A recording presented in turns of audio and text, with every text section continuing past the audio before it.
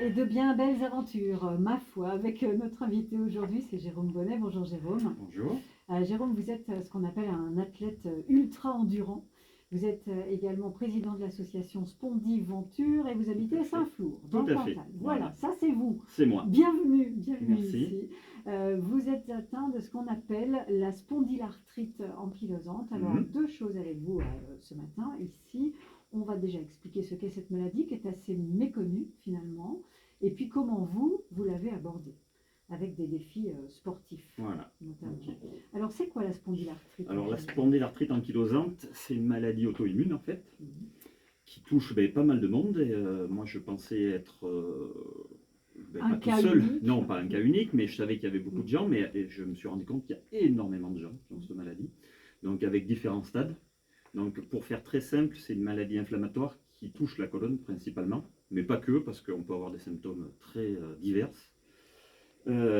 Qui touche la colonne et donc qui, pour faire très simple, qui soude un peu la colonne. Voilà.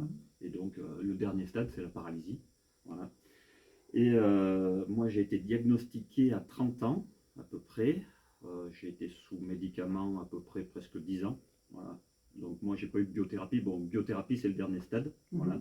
Donc j'ai pas eu ça. Et puis moi, le déclic a été avec mon rhumato. Un jour, j'ai dit, bon, mais j'étais sous anti-inflammatoire, moi. Donc j'ai dit, bon, mais ça va me bousiller un peu. Et là, il a été très honnête, il m'a dit oui. Voilà. Oui.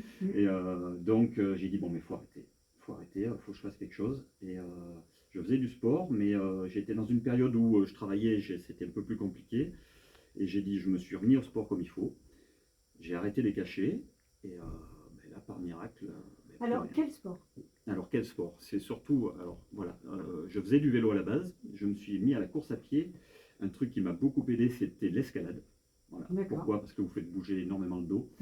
Et donc, vu que c'est le dos qui est concerné, et moi, j'ai plus eu de symptômes, mais très très vite en fait. Alors, quand on a mal, parce que c'est paradoxal tout ça, on se dit quand ça doit être douloureux.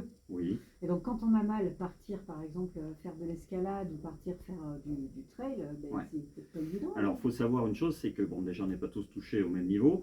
Moi, j'avais la chance que ça soit pas très handicapant. Et surtout, les problèmes, le mal de dos vient le matin et la nuit. Voilà, quand le corps se repose en fait. Et donc, quand vous vous réveillez, voilà, quand le corps est froid, voilà, vous vous réveillez le matin, donc déjà vous mettez en mouvement.